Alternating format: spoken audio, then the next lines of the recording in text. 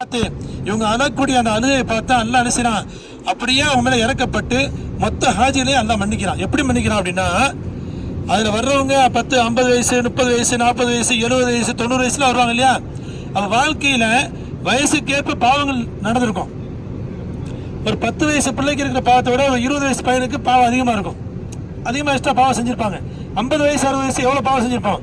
எவ்வளவு பாவங்களோட வந்திருந்தாலும் அவ்வளவு பாவங்களையும் ஒரு நொடி பொழுதுல அல்லாஹ் தஆலா மலக்குமார்கள்ட்ட பிரகடனப்படுத்துவானா. என்னுடைய அடியார்கள்லாம் பாருங்க அப்படின்னு சொல்லுவானா. அல்லாஹ் பார்க்கும்போது அவங்க அந்த மலக்குமாரெல்லாம் சொல்லுவாங்கன்னா, யாரெல்லாம் அலங்கோலமா புழுதி படிஞ்சு ஏன்னா ஆடைகள்லாம் நல்லா அலங்கோலமா உன்ட்ட அழுது துவைச்சிட்டு இருக்கிறாங்களே அப்படின்னு சொல்லும் போது இந்த அடியார்களுடைய இந்த ஹாஜிமாருடைய இந்த அடியாருடைய பாவத்தை இப்போது மொத்தமாக வக்கது கஃபர்து லஹும், அவர்களுடைய மொத்த பாவங்களையும் நான் மன்னித்து விட்டேன் என்று அல்லாஹ் தஆலா அறிவு செய்வானா.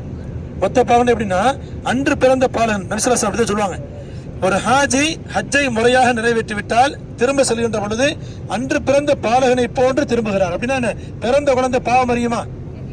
பிறந்த குழந்தை எப்படி பாவம் அறியாதோ அது போன்று எவ்வளவு பாவங்களை சுமந்து வந்திருந்தாலும் இந்த அரஃபா மைதானத்தை விட்டு திரும்புகின்ற பொழுது மினாவை நோக்கி புறப்படுகின்றது.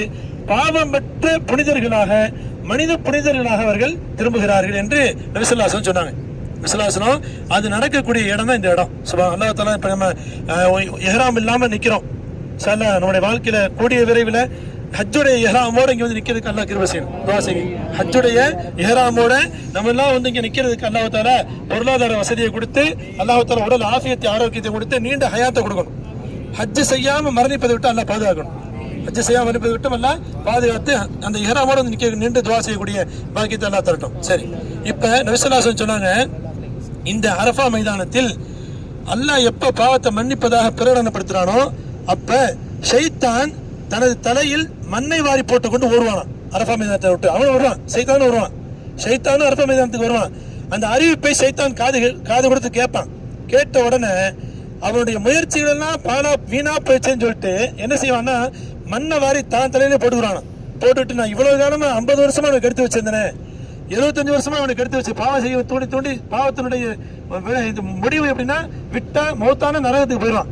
மௌத்தான நரகத்துக்கு அவ்வளவு தூரம் முயற்சி பண்ணி இவனை கெடுத்து குட்டியை சோறாக்கி வச்சிருந்தவனை அல்ல ஒரு நொடி பொழுதுல மன்னிச்சுட்டானே, என் முயற்சி எல்லாம் வீணா போச்சை என்று அவன் தன் தலையில் மண்ணை வாரி போட்டுக் கொண்டு ஓடுகிறான் என்று சொன்னார்கள் பெருமானார் ஸல்லல்லாஹு அலைஹி வஸல்லம்.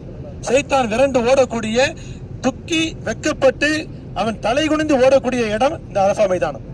அரஃபா மைதானம். நபி ஸல்லல்லாஹு அலைஹி வஸல்லம் இன்னும் ஹஜ்ஜுடைய விஷயத்தை நாம தெளிவா புரிஞ்சுக்கணும். ஹஜ்